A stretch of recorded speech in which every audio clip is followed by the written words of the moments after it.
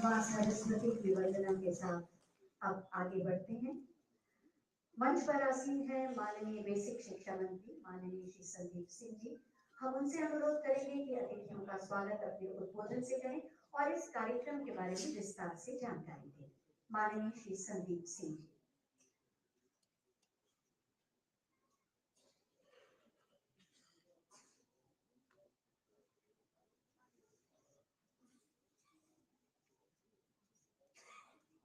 आज शिक्षक दिवस के उपलक्ष्य में आयोजित हमारे इस कार्यक्रम में पधारे उत्तर प्रदेश के लोकप्रिय एवं यशस्वी मुख्यमंत्री आदरणीय श्री योगी आदित्यनाथ जी, माध्यमिक शिक्षा मंत्री श्रीमती गुलाब देवी जी,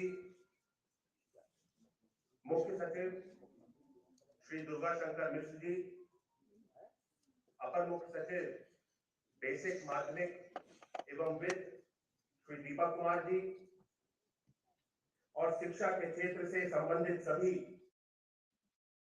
पधारे हमारे सभी सम्मानीय शिक्षकगण, अतिथिगण, हमारे कार्यक्रम के साथ में जुड़े हुए सभी विभिन्न जनपदों से जनप्रतिनिधिगण, उपस्थित सभी अधिकारीगण, आप सभी का मैं अपने हृदय से स्वागत करता हूं। सर्वप्रथम मैं मां भारती के सपूत, भारत के पूर्व राष्ट्रपति, एक आदर्श शिक्षाविद डॉक्टर सर्वपल्ली राधाकृष्णन जी को उनकी जन्म जयंती पे सविनीय नमन करता हूं।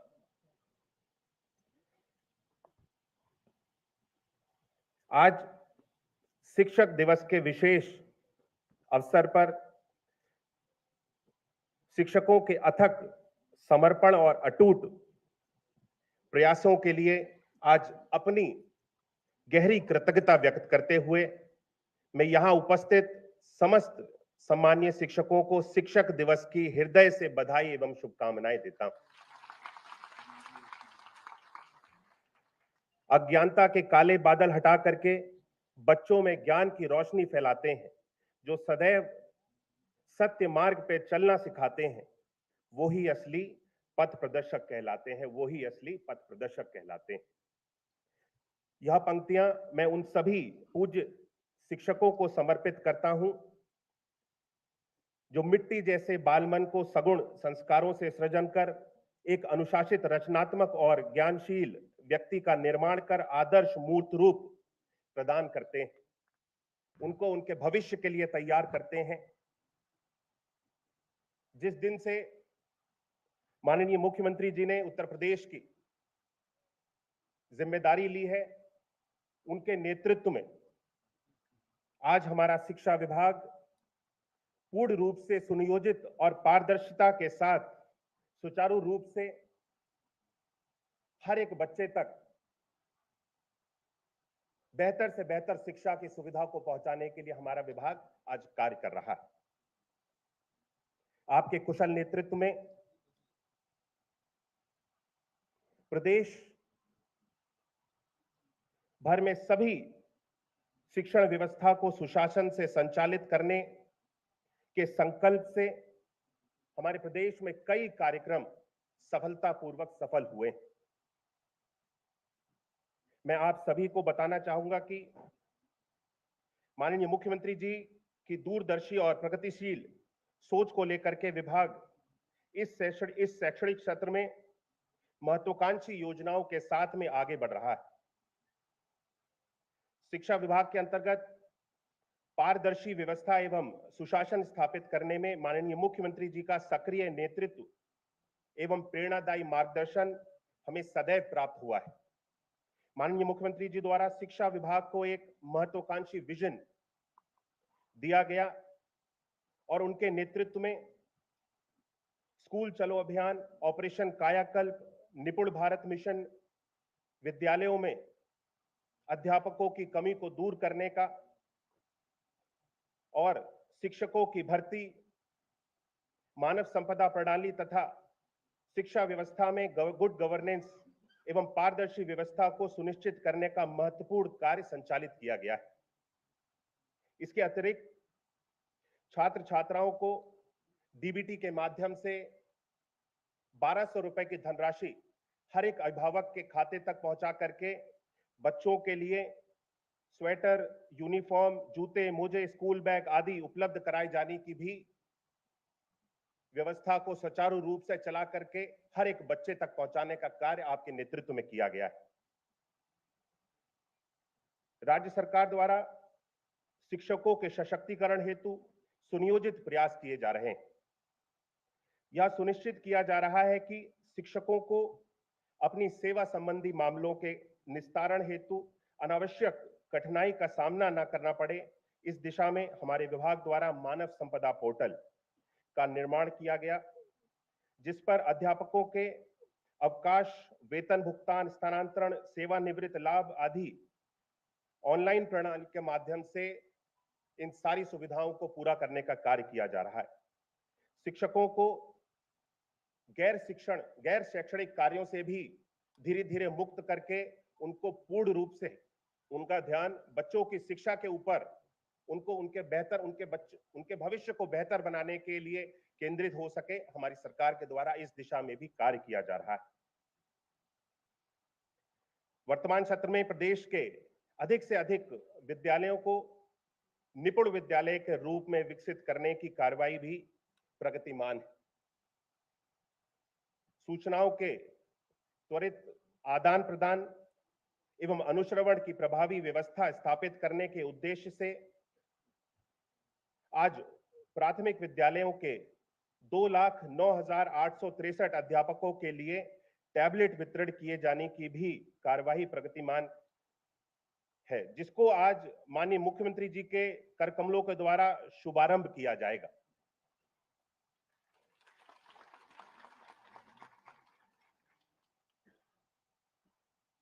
दो 2,09,863 टैबलेट के अतिरिक्त इस वर्ष के अंत तक प्राथमिक विद्यालय के उपयोगार्थ 10,375 टैबलेट तथा 8,778 उच्च प्राथमिक विद्यालयों के उपयोगार्थ कुल 17,556 टैबलेट भी उपलब्ध कराए जाएंगे। इस प्रकार से चरणबद्ध रूप से प्रत्येक विद्यालय, उत्तर प्रदेश के सभी परिषदीय विद्यालयों में 2 टैबलेट की व्यवस्था की सुविधा को पहुंचाने का कार्य हमारी सरकार के द्वारा इस वर्ष के अंत तक पूर्ण कर लिया जाएगा। माननीय मुख्यमंत्री जी के मार्गदर्शन में विद्यालयों में डिजिटल लर्निंग को बढ़ावा देने हेतु एवं कक्षा और शिक्षण को प्रभावी बनाने हेतु 18,381 उच्च प्राथमिक विद्यालय एवं कस्तूरबा गांधी बालिका विद्यालयों में स्मार्ट क्लास की स्थापना करने की भी कार्रवाई गतिमान है। सभी छात्रों को आंगनबाड़ी से लेकर के उच्च शिक्षा तक एक यूनिक आईडी देते हुए सशक्तिकरण करने के लिए अवसर यानी accrued verified student achievement record portal ID का भी शुभारंभ किया जा रहा है। आज के समारोह में जिन कार्यक्रमों tablet, ICT lab, smart class का शुभारंभ कराया जा रहा है, उसके साथ ही इसी वित्तीय वर्ष में और 27,000 टैबलेट वितरण कर कार्य किया जाएगा। 4,000 आईसीटी लैब विकसित किए जाएंगे और अवशेष सभी उच्च प्राथमिक विद्यालयों में स्मार्ट क्लास का भी सेटअप किया जाएगा। इस वर्ष सभी को लोकेटेड आंगनवाड़ी केंद्र जो स्कूल के साथ संचालित हैं, उनमें फर्नीचर वितरण की कार्रवाई की जाएगी। 300 से अधिक कस्तूरबा गांधी बालिका विद्यालय का उच्चीकरण कर उनका लोकार्पण करते हुए अगले सत्र से कक्षाएं प्रारंभ करने की भी कार्रवाई गतिमान है। 928 पीएम श्री विद्यालयों को अपग्रेड किया जा रहा है। गोरखपुर में सैनिक स्कूल का संचालन अगले वर्ष से करने की कार्रवाई की जा रही है। सीएम अभ्युदय विद्यालयों का भी इस साल विकास प्रारंभ किया जा रहा है। राष्ट्रीय शिक्षा नीति 2020 के अनुसार सभी बच्चों को coding, artificial intelligence, business intelligence English training आदि के लिए भी ऑनलाइन डिजिटल मॉड्यूल विकसित कर शिक्षक और बच्चों के लिए समर्पित किया जाएगा। आज अंत में मैं पुनः आज के इस कार्यक्रम, जिनके लिए आज ये कार्यक्रम मुख्य रूप से आयोजित किया गया है, हमारे ऐसे सभी शिक्षक जिन्होंने अपनी कड़ी मेहनत से आज यहां पर इस स्थान तक पहुंचे, हमारे उत्तर प्रदेश के बच्चों के भविष्य को बेहतर बनाने के लिए अपना योगदान दिया है। यहां पर उपस्थित सभी वो शिक्षक जो अपने अपने जनपदों में उत्कृष्ट कार्य करके आज यहां तक पहुंचे हैं और जिनको माननीय मुख्यमंत्री जी के द्वारा सम्मानित किया जाएगा। आज शिक्षक दिवस पे एक बार पुनः उन सभी उत्तर प्रदेश के सभी शिक्षकों को मैं अपने हृदय से शुभकामनाएं देता हूं और एक बार पुनः माननीय मुख्यमंत्री जी आज हम सब लोगों के बीच में यहाँ पे उपस्थित हुए हैं। माननीय माध्यमिक शिक्षा मंत्री जी, मैं उनका हृदय से एक बार पुनः स्वागत करता हूं। इन्हीं शब्दों के साथ मैं अपनी वाणी को विराम करता हूं। बहुत बहुत धन्यवाद। बहुत बहुत धन्यवाद माननीय। आज का ये आयोजन शिक्षकों के सम्मान का तो है ही, लेकिन वास्तव में एक नए युग के प्रारंभ का भी है। डिजिटल क्रांति के द्वारा, डिजिटल लर्निंग के द्वारा किस तरह से कक्षा शिक्षण पठन पाठन को और प्रभावी ढंग से किया जा सकता है और साथ ही लर्निंग बाय डूइंग की कक्षाएं किस तरह से चलाई जा सकती हैं, डेटा संग्रह कैसे किया जा सकता है, सूचनाओं का त्वरित आदान प्रदान किस तरह से हो सकता है, डिजिटल कंटेंट कैसे तैयार किया जा सकता है, ये सभी बातें निपुण प्रदेश बनाने के लिए बहुत ही महत्वपूर्ण होंगी। तो आज मैं स्मार्ट क्लास सेटअप और आईसीटी लैब के जो शुभारंभ माननीय मुख्यमंत्री महोदय के कर कमलों द्वारा होगा, उसके प्रमाण पत्र वितरित करके हम उसका शुभारंभ करेंगे। माननीय मुख्यमंत्री महोदय से अनुरोध है कि सबसे पहले जो हम 18,381 स्मार्ट क्लास सेटअप शुरू करने जा रहे हैं, 5 लोगों को कार्यान्वयन प्रमाण पत्र दें। सबसे पहले श्रीमती ममता वर्मा, सहायक अध्यापक, मोहनलालगंज। स्मार्ट क्लास सेटअप में 75 इंच का आधुनिक टच स्क्रीन पैनल लगेगा। श्रीमती मीनाक्षी उपाध्याय, बीकेटी से, सहायक अध्यापक। श्रीमती उपमा देवी, चिन्हट से, सहायक अध्यापक। श्रीमती शाबिस्ता खान, सहायक अध्यापक, गोसाईगंज से। श्री प्रकाश चंद तिवारी, प्रधान अध्यापक, सरोजनी नगर से। और अब 880 विकास खंडों में जो आईसीटी लैब्स का शुभारंभ होगा, उसके लिए भी प्रमाण पत्र दिए जाएंगे। श्री विमल मिश्रा, लखीमपुर खीरी से, सहायक अध्यापक। श्रीमती हेमा मौर्य, हरदोई से। तालियां थोड़ा और हो तो मजा आ जाए। श्रीमती वंदना दीक्षित, उन्नाव से। बहुत बड़ी शुरुआत हो रही है जिसमें ज्यादा ऊर्जा की जरूरत है। श्रीमती दीपिका सिंह, रायबरेली से। और श्री मनोज कुमार कनौजिया, सीतापुर से। बहुत बहुत धन्यवाद माननीय। इन दोनों कार्यक्रमों से, चाहे स्मार्ट क्लास सेटअप हो या आईसीटी लैब हो, इन सब से एक क्रांति आएगी और हम जैसा कि आने वाले समय की चुनौतियों का सामना करने के लिए अपने छात्रों को तैयार कर पाएंगे। आज के इस आयोजन में जो महत्वपूर्ण कार्यक्रमों का शुभारंभ हो रहा है, उसका क्या लाभ होगा और क्या परिदृश्य होगा, इसी पर आधारित एक छोटी सी फिल्म, आइए देखते हैं। संसार में एक शिक्षक ही है जो ज्ञान की पूंजी से मनुष्य की उन्नति का, उसकी सफलता का मार्ग प्रशस्त करता है। अपने गुरुजनों के प्रति कृतज्ञता ज्ञापित करते हुए इस शिक्षक दिवस के पावन अवसर पर माननीय मुख्यमंत्री श्री योगी आदित्यनाथ जी द्वारा उत्तर प्रदेश के बेसिक और माध्यमिक शिक्षकों और छात्र छात्राओं हेतु अनेक योजनाओं का शुभारंभ किया जा रहा है। इन योजनाओं के माध्यम से प्राथमिक विद्यालयों के 2,09,000 शिक्षकों को टैबलेट्स के वितरण का शुभारंभ माननीय मुख्यमंत्री जी के द्वारा आज किया जा रहा है। इन टैबलेट्स में शिक्षकों हेतु लर्निंग मैनेजमेंट सिस्टम के साथ शैक्षणिक कंटेंट, कार्य योजनाओं जैसे कि मिड डे मील की मॉनिटरिंग, निपुण प्रेरणा ऐप द्वारा सूचना संकलन एवं मॉनिटरिंग, दी जा रही टीबीटी के सूचना संकलन एवं वेरिफिकेशन करना शिक्षकों के लिए सुगम हो जाएगा। उसके साथ ही निपुण भारत मिशन के अंतर्गत आईटी प्रणाली को बढ़ावा देने हेतु प्रत्येक विकास खंड के 880 BRC में स्थापित किए जाने वाले आधुनिक ICT लैब, जिसमें integrated flat panel, computing device के साथ साथ 7 high speed computing system, remote teaching एवं क्लास कोलैबोरेशन हेतु लर्निंग मैनेजमेंट सिस्टम एवं video conferencing system, power backup जैसे अन्य उपकरण उपलब्ध होंगे, जिससे ICT लैब द्वारा प्रदेश में डिजिटल लर्निंग को बढ़ावा मिलेगा और विभागीय अधिकारियों एवं शिक्षकों को क्षमता संवर्धन, स्किल डेवलपमेंट किया जाना आसान हो जाएगा। इन ICT लैब्स का शुभारंभ माननीय मुख्यमंत्री जी के द्वारा आज किया जा रहा है। वहीं अपर प्राइमरी स्कूल में 18,381 स्मार्ट क्लास सेटअप, जिसमें 75 इंच का इंटीग्रेटेड फ्लैट पैनल एवं MDM सहित कंप्यूटिंग डिवाइस के साथ साथ learning management system, NCERT and SCERT का 1 से 8 तक की क्लास का एजुकेशनल कंटेंट एवं क्लास कोलैबोरेशन हेतु वीडियो कॉन्फ्रेंसिंग सिस्टम, 3 वर्षों हेतु 4G internet data, power backup के साथ अन्य उपकरण उपलब्ध होंगे। इसका भी विमोचन आज माननीय मुख्यमंत्री जी द्वारा किया जा रहा है। ये सभी योजनाएं जैसे स्कूलों में टैबलेट डिवाइस, लगभग 40,000 स्मार्ट क्लासेस और 4,000 से भी अधिक ICT लैब्स का संचालन 3 माह के अंदर शुरू हो जाएगा। उत्तर प्रदेश सरकार जो 2017 से प्रति वर्ष शिक्षकों को सम्मानित करती आ रही है, इस बार भी प्रत्येक जनपद से एक सर्वश्रेष्ठ शिक्षक व माध्यमिक विद्यालयों के 19 शिक्षकों को उनकी कार्य कुशलता, दक्षता हेतु माननीय मुख्यमंत्री श्री योगी आदित्यनाथ जी के द्वारा सम्मानित किया जा रहा है। सम्मान स्वरूप शिक्षकों को एक प्रमाण पत्र, एक स्मृति चिन्ह और 25,000 रुपए की धनराशि प्रदान की जाएगी। शिक्षा ही एकमात्र आधार है।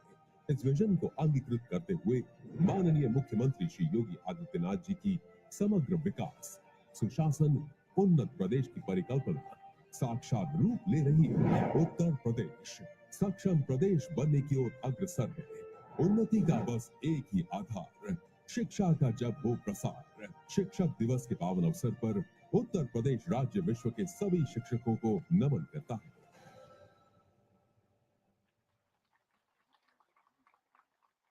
अभी आपने जाना आज जिन कार्यक्रमों का शुभारंभ हो रहा है, वास्तव में ये बहुत दूरगामी असर दिखाएंगे और वास्तव में हम सब मिलकर आत्मनिर्भर और विकसित भारत के निर्माण में अपना सहयोग देंगे।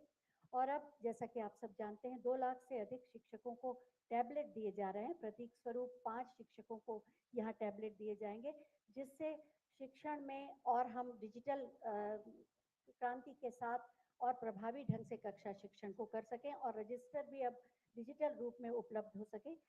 मैं माननीय मुख्यमंत्री महोदय से अनुरोध करूंगी कि प्रतीक स्वरूप 5 शिक्षकों को ये टैबलेट प्रदान करें। इस क्रम में मैं सबसे पहले बुला रही हूँ श्रीमती नाजिया फैयाज को सरोजनी नगर से,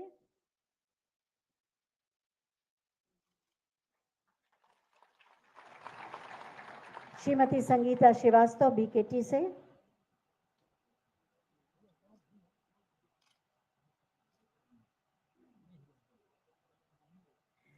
सारे प्रोग्राम और एप्स इसमें मिलेंगे जितने भी सरकार द्वारा चलाए जा रहे हैं। श्री प्रदीप कुमार सिंह माल से, श्रीमती प्रतिष्ठा सिंह गोसाईगंज से और काकोरी से श्रीमती अंजलि सक्सेना जी। 2 लाख से अधिक शिक्षकों को ये टैबलेट मिलेंगे। प्रति विद्यालय 2 टैबलेट दिए जाएंगे।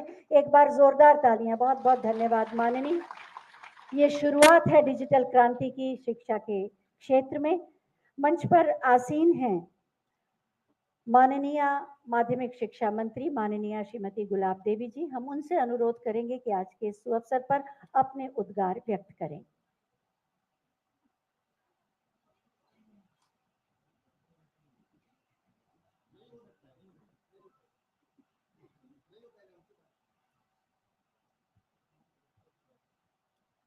गुरु शिष्य परंपरा के आदर्श संवाहक उत्तर प्रदेश के जनप्रिय पूजनीय मुख्यमंत्री परम श्रद्धेय योगी आदित्यनाथ जी, प्रदेश सरकार में मेरे सहयोगी माननीय मंत्री संदीप जी, प्रदेश के मुख्य सचिव दुर्गा शंकर मिश्र जी, माध्यमिक एवं वैश्विक शिक्षा विभाग के अपर मुख्य सचिव श्री दीपक कुमार जी, आज के कार्यक्रम में सम्मानित हो रहे गुरुजन, सभागार में उपस्थित शिक्षा विभाग के अधिकारीगण, पत्रकार बंधुओं और सभी शिक्षकगण, मैं आप सबका इस कार्यक्रम में अभिनंदन करते हुए शिक्षक दिवस की हार्दिक बधाई देती हूँ। दिनांक 5 सितंबर 1888 को तमिलनाडु के तिरुतनी गांव में जन्म लेने वाले भारत के सर्वोच्च अलंकरण, भारत रत्न से भी विभूषित डॉक्टर सर्वपल्ली राधाकृष्णन जी ने अपने जीवन के 40 वर्ष एक शिक्षक के रूप में व्यतीत किए थे। आज भी शिक्षा के क्षेत्र में डॉक्टर राधाकृष्णन को एक आदर्श शिक्षक के रूप में याद किया जा रहा है। उनकी भावना के अनुरूप उनके जन्म दिवस को संपूर्ण भारतवर्ष में 5 सितंबर को शिक्षक दिवस मनाकर डॉक्टर राधाकृष्णन जी के प्रति सम्मान व्यक्त किया जा रहा है। डॉक्टर राधाकृष्णन जी का मानना था कि शिक्षक समाज का मार्गदर्शक होता है तथा उसके द्वारा समाज की व्यवस्था में एक व्यापक सकारात्मक परिवर्तन लाया जा सकता है, जिससे सांस्कृतिक विकास की पुनर्स्थापना होती है और सामर्थ्यवान नागरिकों के माध्यम से सशक्त राष्ट्र विकसित होता है। इसी भावना के साथ आज इस समारोह में आदरणीय मुख्यमंत्री जी के कर कमलों से माध्यमिक शिक्षा विभाग के राजकीय एवं सहायता प्राप्त विद्यालयों के चयनित 14 शिक्षकों को राज्य अध्यापक पुरस्कार और स्ववित्त पोषित विद्यालयों के चयनित 5 शिक्षकों को मुख्यमंत्री अध्यापक पुरस्कार से सम्मानित किया जा रहा है। इसके साथ साथ बेसिक शिक्षा विभाग के परिषदीय एवं अनुदानित विद्यालयों के 75 शिक्षकों को भी राज्य अध्यापक पुरस्कार 2022 से प्रदान किया जा रहा है।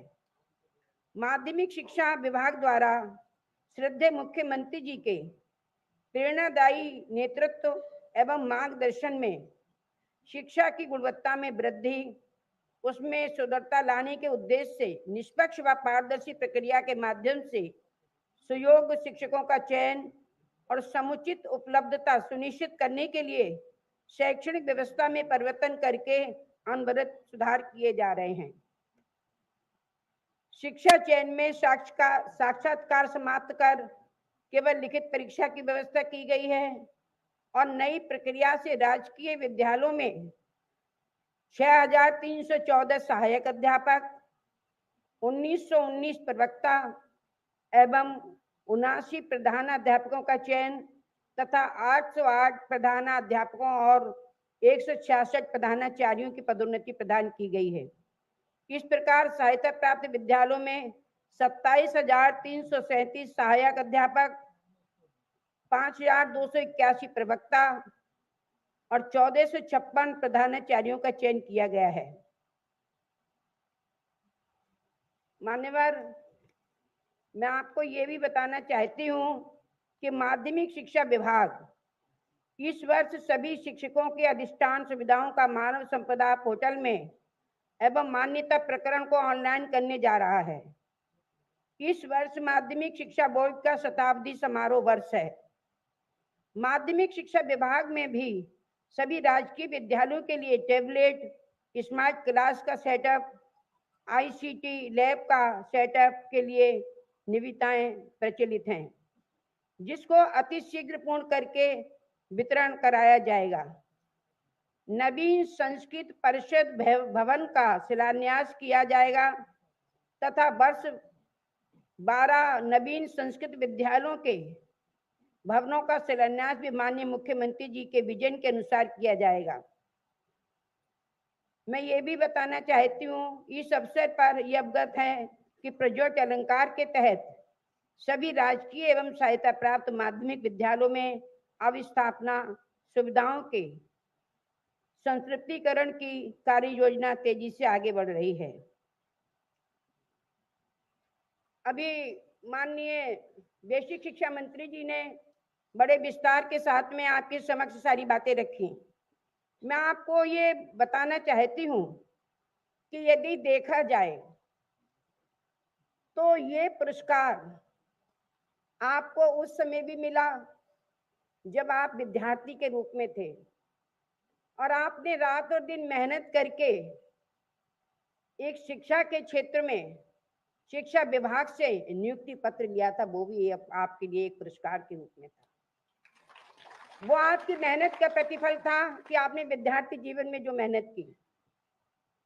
आज जो आपको पुरस्कार दिया जा रहा है माननीय मुख्यमंत्री जी के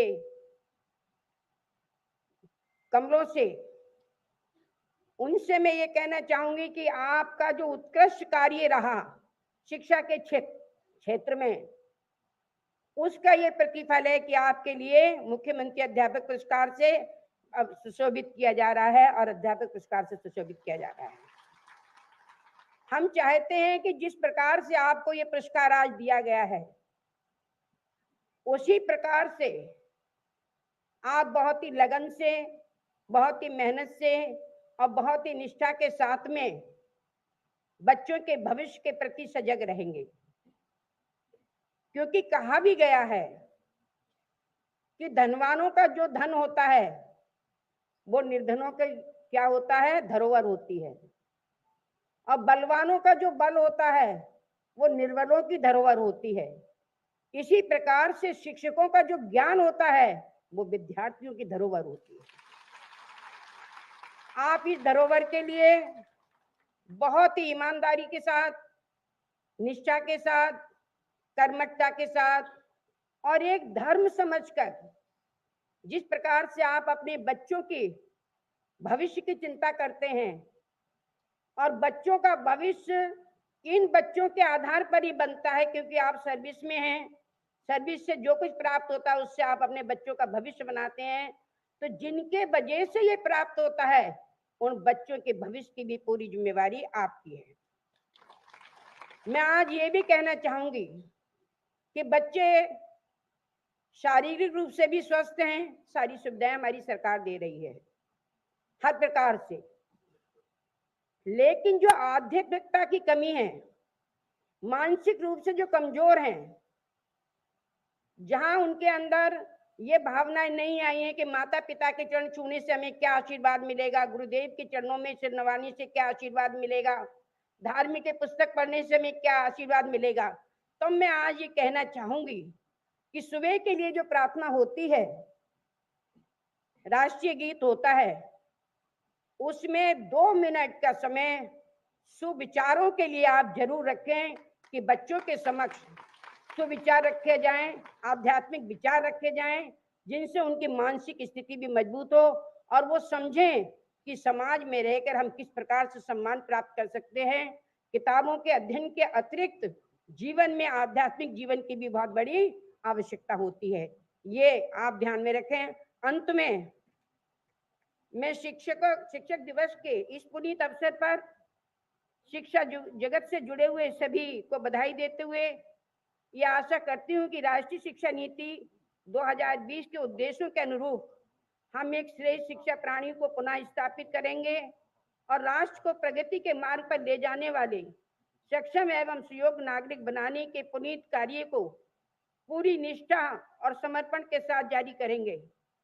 मैं आज के इस कार्यक्रम में हमारे माननीय मुख्यमंत्री जी ने जो अपना बहुमूल्य समय दिया है, मैं उनका हृदय से आभार व्यक्त करती हूँ और धन्यवाद देती हूँ। और यहाँ जितने हमारे शिक्षक हैं जो सम्मानित हुए हैं, यहाँ जितने शिक्षक आए हुए हैं और शिक्षा विभाग के समस्त पदाधिकारी, उन सभी का अभिनंदन करते हुए अपनी बात के लिए विराम देती हूँ। बहुत बहुत धन्यवाद।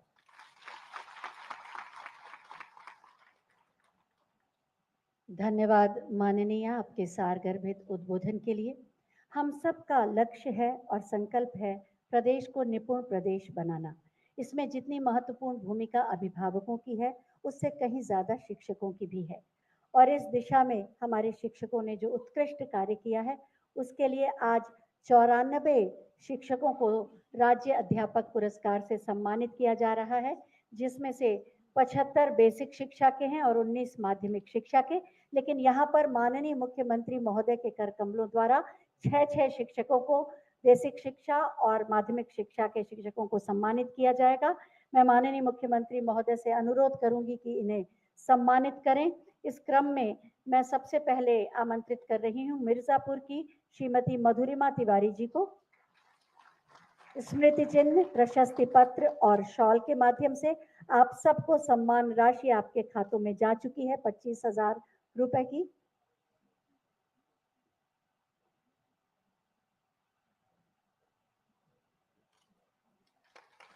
शॉल, प्रशस्ति पत्र और स्मृति चिन्ह के साथ और आपकी तालियों की शुभकामनाएं भी मिलें। ये पूरे उत्तर प्रदेश के लोगों के श्रद्धा प्रणाम होंगे आपकी तालियां। श्री प्रभुनाथ प्रसाद जी महाराजगंज से, आप सबकी तालियों में इस समय पूरे उत्तर प्रदेश की तालियों की आवाज होनी चाहिए। शिक्षकों का नमन कर रहे हैं हम।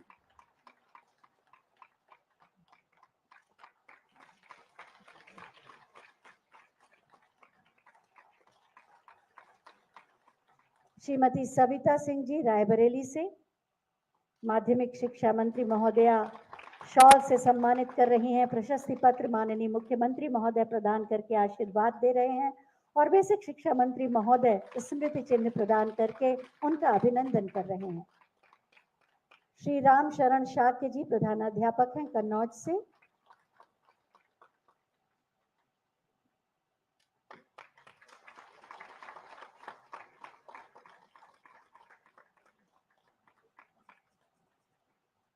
श्रीमती नीतू यादव प्रधानाध्यापिका कासगंज।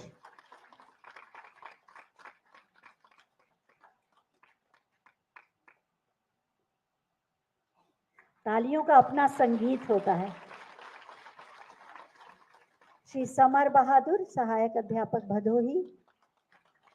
और इसके बाद माध्यमिक शिक्षा के शिक्षकों का सम्मान होगा। इस क्रम में सबसे पहले श्री ओम प्रकाश सिंह जी प्रधानाचार्य गोरखपुर माध्यमिक शिक्षा के,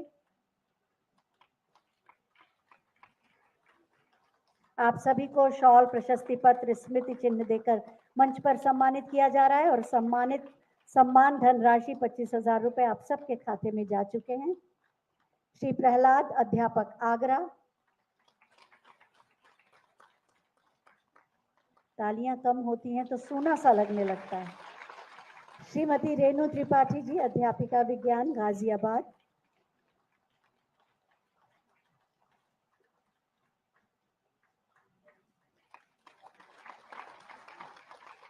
श्री नरेंद्र सिंह जी प्रधानाचार्य फतेहपुर। आपकी तालियों से ही इन सबके चेहरे पर मुस्कुराहट आती है और तस्वीर अच्छी बन जाती है।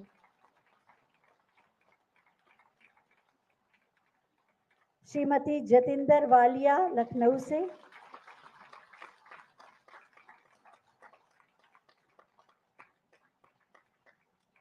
तालियां बजती रहें तो कितना अच्छा लगे।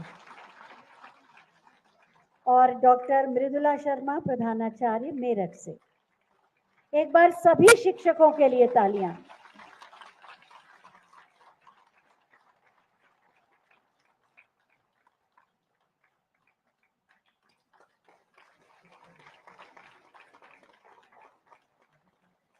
बहुत बहुत धन्यवाद माननीय।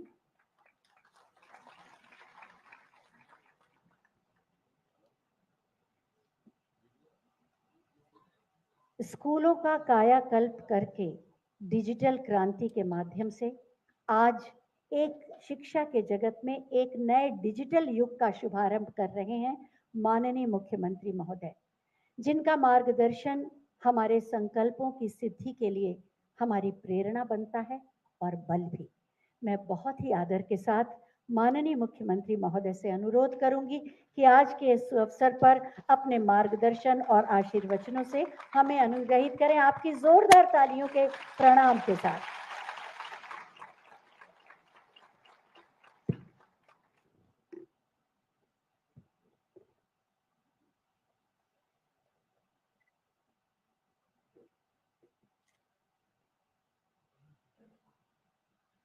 आज के समारोह में मंच पर उपस्थित प्रदेश की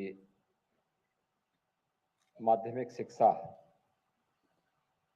विभाग की मंत्री श्रीमती गुलाब देवी जी, प्रदेश के बेसिक शिक्षा मंत्री श्री संदीप सिंह जी, मुख्य सचिव श्री दुर्गा शंकर मिश्र जी, अपर मुख्य सचिव बेसिक एवं माध्यमिक श्री दीपक कुमार जी, माध्यमिक और बेसिक शिक्षा विभाग से जुड़े हुए सभी अधिकारीगण, प्रदेश भर से आए हुए सभी हमारे शिक्षकगण और उपस्थित भाइयों बहनों, आज भारत के द्वितीय राष्ट्रपति, महान शिक्षाविद, महान दार्शनिक सर्वपल्ली डॉक्टर राधाकृष्णन जी की पावन जयंती है, जिसे पूरा देश बड़ी श्रद्धा और समर्पण के भाव से शिक्षक दिवस के रूप में आयोजित करता है। इस अवसर पर भारत माता के इस महान सपूत को, जिन्होंने अपना जीवन शिक्षा के लिए, शिक्षा जगत के लिए समर्पित किया था, उनके इस पावन जयंती के अवसर पर उनकी स्मृतियों को कोटि कोटि नमन करते हुए प्रदेश सरकार और प्रदेशवासियों की ओर से मैंने विनम्र श्रद्धांजलि अर्पित करता हूं।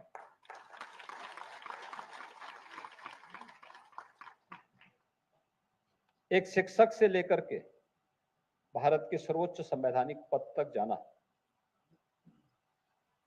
ये हर एक शिक्षक के लिए एक नई प्रेरणा है। अपने कृतित्व से व्यक्तित्व का निर्माण करना और उस व्यक्तित्व की विराट छाया में पूरे देश को एक नई दिशा देना, सर्वपल्ली डॉक्टर राधाकृष्णन के व्यक्तित्व और कृतित्व से हर व्यक्ति परिचित है। एक शिक्षक की भूमिका के बारे में उनका स्पष्ट कहना था कि वो राष्ट्र निर्माता है, और राष्ट्र निर्माता के रूप में एक शिक्षक की भूमिका हम सबके लिए अत्यंत उल्लेखनीय है। प्राचीन काल से ही भारत ने अपने शिक्षकों की इस परंपरा को भले किसी रूप में, लेकिन उसको मान्यता दी, उसको सम्मान के साथ श्रद्धापूर्वक समाज में एक विशिष्ट स्थान देने का कार्य भी किया। लेकिन समय के अनुरूप इसमें दोनों पक्ष इसके सामने आते गए। एक पक्ष जो उसका उज्जवल पक्ष था, जीवन के प्रत्येक क्षेत्र में वर्तमान पीढ़ी का मार्गदर्शन करते हुए, राष्ट्र की नींव को सुदृढ़ करते हुए एक राष्ट्र निर्माता के रूप में अपनी भूमिका का निर्वहन करने वाला पक्ष एक उज्जवल पक्ष है। लेकिन दूसरा पक्ष उसका कृष्ण पक्ष भी है। कृष्ण पक्ष जब ट्रेड यूनियन की तरह कोई शिक्षक विद्यालय कार्यों से विरत होकर के दिन भर शिक्षा अधिकारियों के घर में या उनके कार्यालयों में बैठ करके अपनी वर्तमान पीढ़ी के भविष्य के साथ खिलवाड़ करता है, तो उसका एक कृष्ण पक्ष भी हम सबको, पूरे समाज को देखने को मिलता है। और समाज भी उस व्यक्ति को संदेह की निगाहों से देखता है, उनके प्रति कोई श्रद्धा भाव नहीं होता है, एक तिरस्कार का भाव समाज के मन में दिखता है। यह उसका एक उज्जवल पक्ष है। एक कृष्ण पक्ष है, इन दोनों को ध्यान में रख करके शिक्षा जगत की वर्तमान समस्याओं को समाधान की तरफ बढ़ाने का कार्य हम सबको करना होगा। याद करिए 2 वर्ष पहले जब शिक्षक दिवस के अवसर पर प्रदेश के उत्कृष्ट शिक्षकों के सम्मान का प्रश्न सामने आया था, तो मैंने वो कार्यक्रम कैंसिल करवा दिया था, क्योंकि जब सूची मैंने देखी तो उसमें ऐसे ऐसे चेहरे थे जिन्होंने कभी स्कूल में पढ़ाया ही नहीं होगा, जो कभी जाते ही नहीं थे। तो मैंने कहा भाई इन लोगों का नाम क्यों दिया, इनको तो मैं रोज देखता हूं घूमते हुए, स्कूल कभी जाते नहीं है, ये न्यू को सुदृढ़ नहीं कर रहे हैं, न्यू को खोखला करने वाले लोग हैं, इनका नाम कैसे आ गया। और फिर पूरी सूची को सुधारने की जिम्मेदारी मैंने विभाग को दी और मुझे प्रसन्नता है आज प्रदेश के उन 94 शिक्षकों को बेसिक शिक्षा परिषद के 75 शिक्षक और माध्यमिक शिक्षा विभाग के 19 शिक्षकों को, जिन्होंने कुछ अपने क्षेत्र में यूनिक किया है, विशिष्ट किया है, जिनका व्यक्तित्व उनके कृतित्व के कारण अन्य लोगों के लिए प्रेरणादायी बना है, उन्हें सम्मानित करते हुए मुझे स्वयं भी प्रसन्नता की अनुभूति हो रही है। इस अवसर पर सम्मानित होने वाले सभी 94 शिक्षकों के साथ साथ प्रदेश भर के उन सभी गुरुजनों का,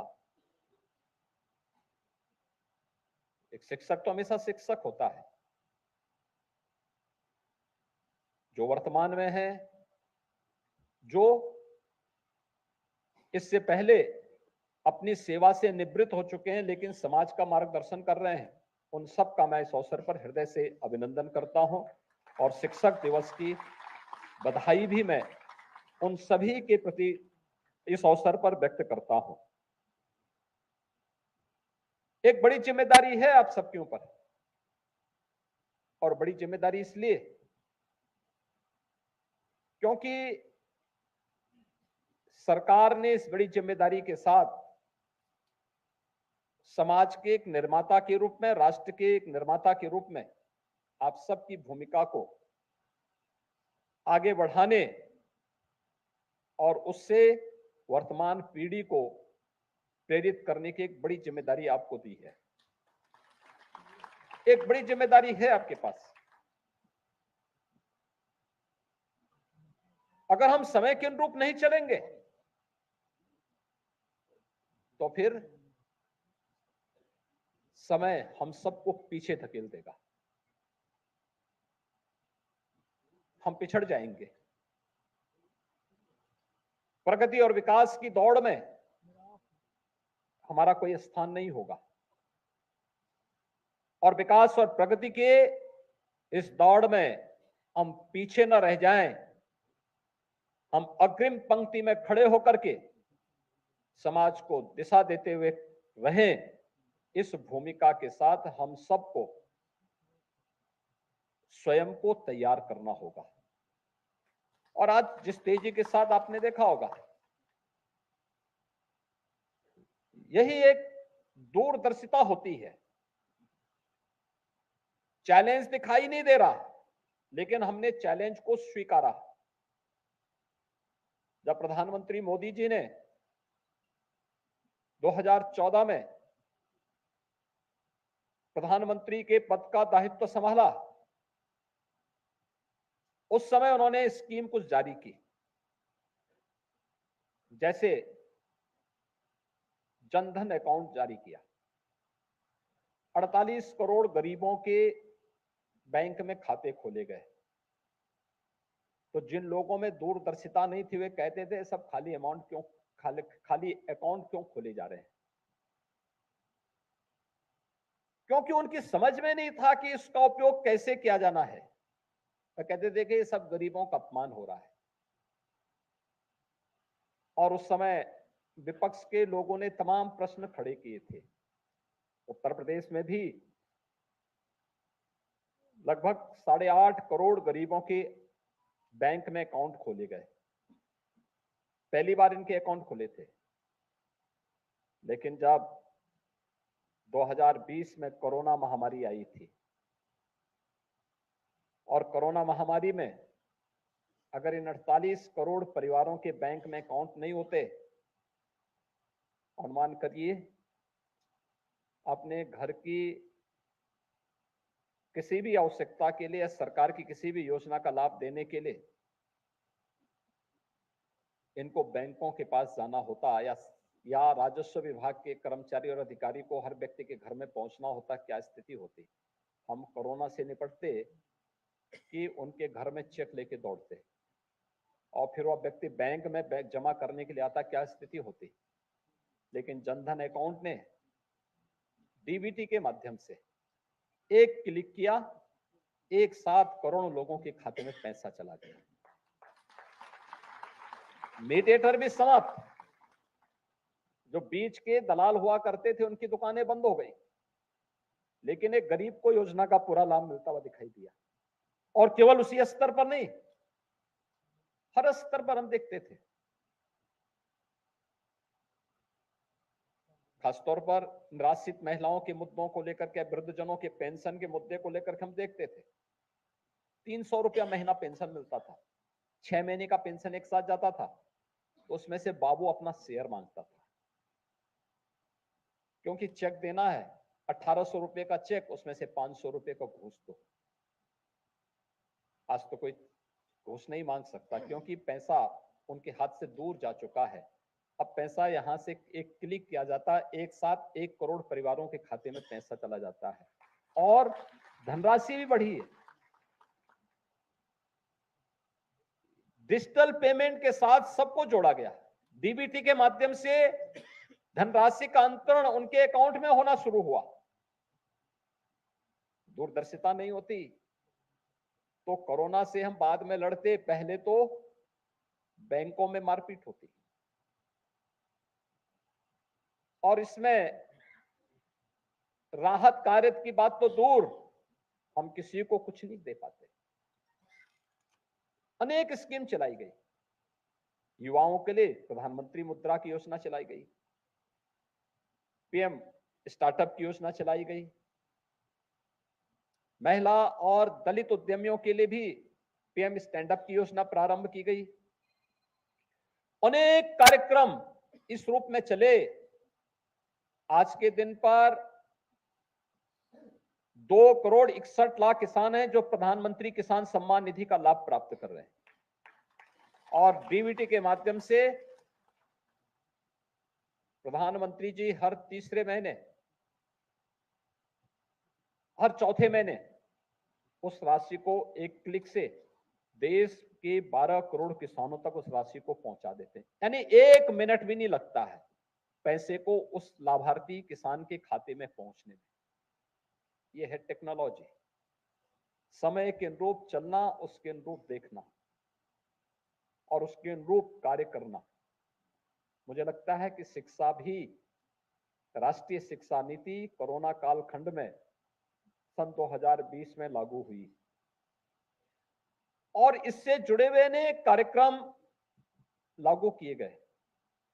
लगातार बेसिक शिक्षा परिषद ने, माध्यमिक शिक्षा परिषद ने इस दिशा में कार्य प्रारंभ किया और मुझे प्रसन्नता है आज इसी कार्यक्रम को आगे बढ़ाते हुए प्राथमिक विद्यालय में बेसिक शिक्षा परिषद के द्वारा 2,09,000 से अधिक विद्यालयों को 2,09,000 से अधिक टैबलेट वितरित करने की कार्रवाई का शुभारंभ हुआ है। यानी हर विद्यालय को 2-2 मिलेंगे। इसका मतलब 1,04,000 से अधिक विद्यालय ऐसे होंगे जिनको 2-2 टैबलेट वहां उपलब्ध होंगे, जिनका उपयोग उस विद्यालय में जो भी इस सरकार से जुड़े हुए, जो भी बेसिक शिक्षा परिषद से जुड़े हुए कंटेंट होंगे, उन सब के बारे में जानकारी लेने और विद्यालय की गतिविधियों की जानकारी भी उसके माध्यम से अपलोड करने में वहां मदद मिल पाएगी और इसका बेहतर उपयोग आप वहां के माध्यम से कर पाएंगे। आज इस कार्य का शुभारंभ हो रहा है। यह बेसिक शिक्षा परिषद के द्वारा किया गया एक बड़ा अभियान है, चलाया गया एक बड़ा अभियान है। बेसिक शिक्षा परिषद को इसके लिए हृदय से धन्यवाद देते हुए सभी विद्यालयों को मैं इसके लिए बधाई देता हूं। टेक्नोलॉजी में अब कोई आपका मुकाबला नहीं कर पाएगा। लोग भी बेसिक शिक्षा परिषद, जब आपके हाथ में टैबलेट होगा ना, लोगों को एक विश्वास होगा कि हाँ, बेसिक शिक्षा परिषद के शिक्षक भी अब जानकारी रखते हैं और वह हर प्रकार से पारंगत है। नए नए कंटेंट मिलेंगे देखने के लिए, नई चीजें मिलेंगी, देश और दुनिया के बारे में बहुत कुछ जानने को मिलेगा। दूसरा, 880 आईटीसी लैब्स का भी शुभारंभ आज यहां पे हो रहा है। यानी यह एक कार्यक्रम भी शिक्षा विभाग के द्वारा प्रारंभ किया जा रहा है और साथ साथ 18,381 उच्च प्राथमिक विद्यालय और कस्तूरबा गांधी विद्यालयों में यह स्मार्ट क्लास की कार्रवाई का भी शुभारंभ हो रहा है। उत्तर प्रदेश ने पिछले 6 वर्ष में शिक्षा के क्षेत्र में एक नई दिशा दी है।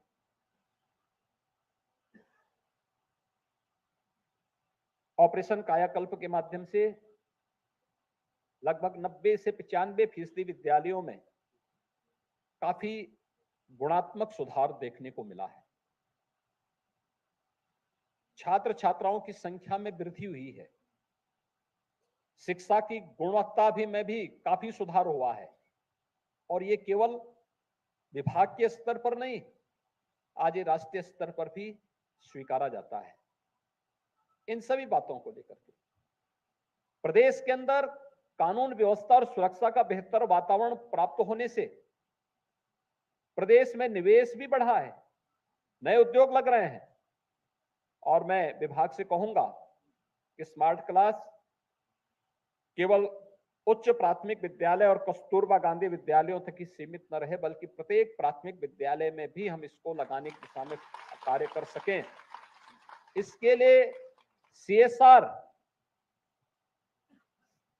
की धनराशि से हम प्राथमिकता के आधार पर इस कार्यक्रम को आगे बढ़ा दें और प्रयास होना चाहिए।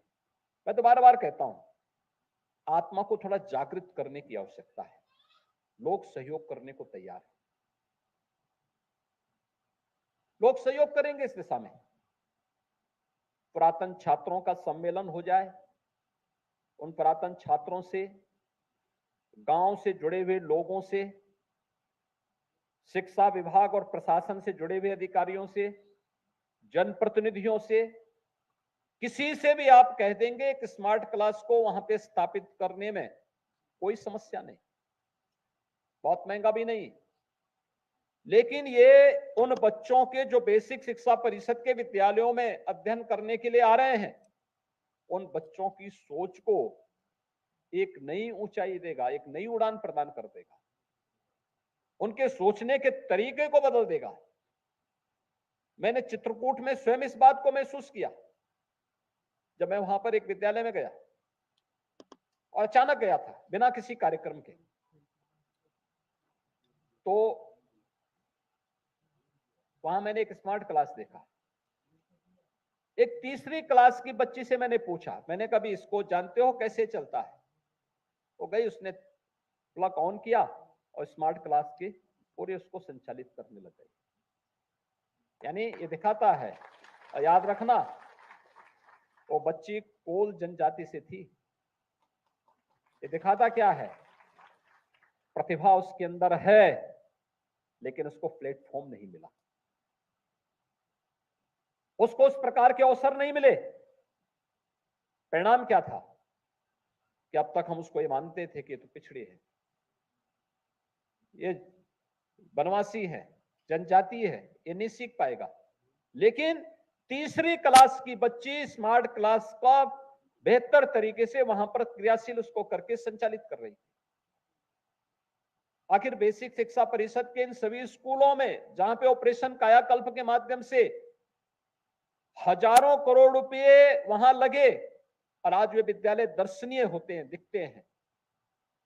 6 वर्ष पहले जिनकी स्थिति अत्यंत जर्जर थी, उजाड़ जैसी थी, आज वे विद्यालय दिखते हैं कि हाँ, बेसिक शिक्षा परिषद की स्कूल है। जो बाकी बचे हुए विद्यालय हैं, मैं वहां के प्रधानाचार्यों से वहां के शिक्षकों से और उन ग्राम पंचायतों के ग्राम प्रधानों से भी कहूंगा कि प्राथमिकता के आधार पर उन विद्यालयों को ऑपरेशन कायाकल्प के साथ जोड़ करके इस वर्ष इस पूरे कार्यक्रम को हम संपन्न करें। दूसरा, हर विद्यालय में खेल का मैदान जरूर हो। इसके लिए हमें ग्राम पंचायत की बैठक के माध्यम से ग्राम पंचायत की लैंड जहां कहीं भी है उसे विद्यालय में ला करके विद्यालय के पास एक खेल का मैदान भी आप जरूर दे दें। ग्राम प्रधान निधि का उसके लिए उपयोग कर लें। आवश्यकता पड़ती है हम पुरातन छात्रों को इसके साथ भी जोड़ें और भी कुछ नया कर सकते हैं। पहल की आवश्यकता है।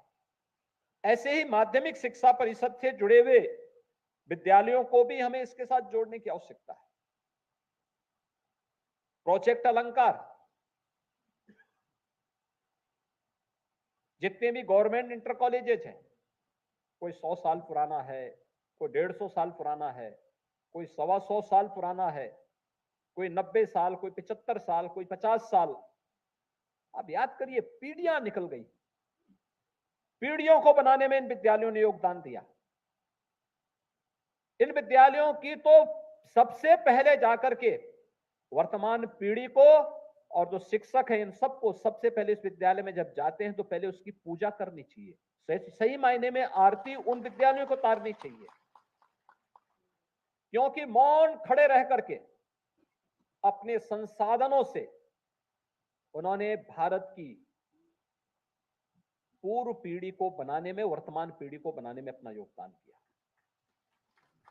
अगर ये संसाधन नहीं होते, कैसे ये देश आजादी की लड़ाई लड़ता? कैसे ये देश उस पीढ़ी को पढ़ा पाता जब संसाधन नहीं थे? लेकिन उन संसाधनों से जो पीढ़ी बनी वो भी भूल गई, और जो बचा कुचा था और ट्रेड यूनियन की प्रवृत्ति ने उसको नष्ट कर दिया।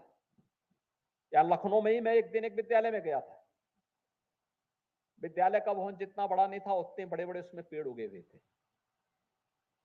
मैंने मुख्य सचिव महोदय को भी दिखाया था और फिर उन्होंने फिर उस पर पहल की। तब यहाँ के जिला विद्यालय निरीक्षक को थोड़ा चेतना आई, तब वह जाके गए, फिर प्रधानाचार्य से गए, भाई पेड़ फोड़ उखाड़ो।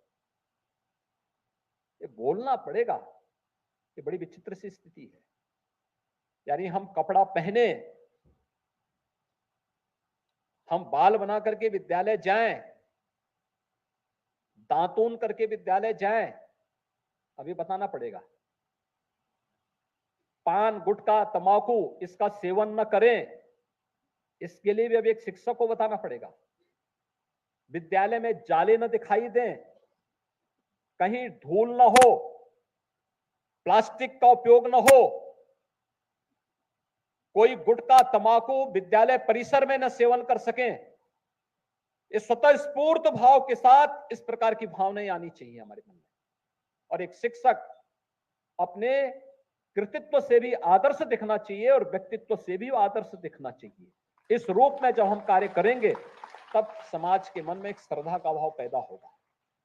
उन विद्यालयों में लगे हुए पेड़ वहां की अकर्मण्यता को प्रदर्शित करता है कि देखिए साहब, सरकार वेतन भी देती है, सब कुछ सरकार दे सकती है, लेकिन पेड़ उखाड़ने के लिए भी मुख्यमंत्री को और मुख्य सचिव को आना पड़े तो इससे बड़ी विचित्र स्थिति क्या हो सकती है।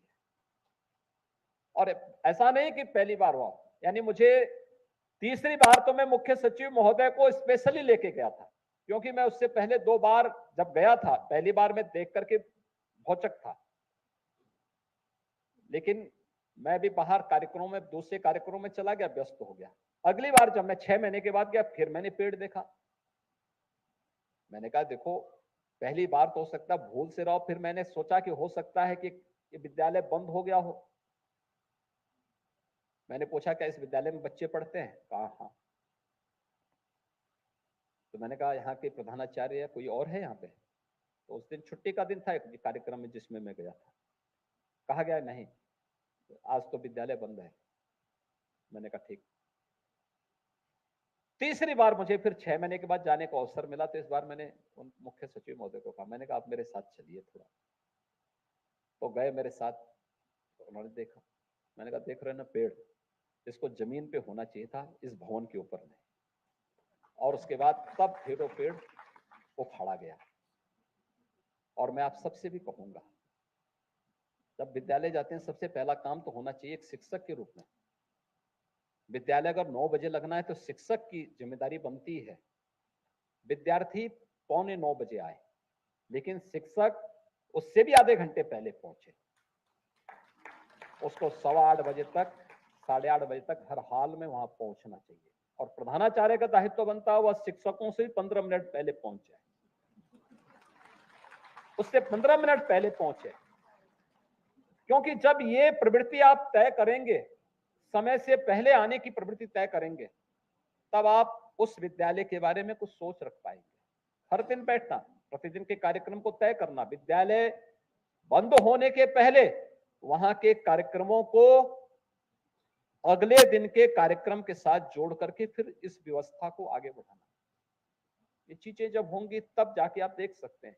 अलग अलग शिक्षक को अलग अलग जिम्मेदारी दो, अलग अलग व्यक्ति अलग अलग जिम्मेदारी का निर्वहन कर सकता है। और राष्ट्रीय शिक्षा नीति ने तो आपके सामने इतने अच्छे अवसर दिए हैं कि आपके पास यानी इतने अच्छे अवसर हो सकते हैं। आपके मन में जो कुछ भी नयापन है करने के लिए, उसको आप राष्ट्रीय शिक्षा नीति के माध्यम से प्रत्येक छात्र छात्रा के व्यक्तित्व के निर्माण के लिए अपने योगदान के रूप में स्मरणीय बना सकते हैं। और उस दिशा में नए प्रयास की आवश्यकता है। बहुत कुछ हो सकता है। आखिर बेसिक शिक्षा परिषद हो या माध्यमिक शिक्षा परिषद, माध्यमिक शिक्षा में, माध्यमिक शिक्षा का तो ये शताब्दी वर्ष है। और मैं धन्यवाद दूंगा, शताब्दी वर्ष में मात्र 15 दिन में परीक्षा और 14 दिन में परिणाम 56 लाख बच्चों का नकल विहीन परीक्षा के माध्यम से माध्यमिक शिक्षा परिषद ने दिया। ये चेंज है, ये परिवर्तन है। ये परिवर्तन हर स्तर पर दिखना चाहिए।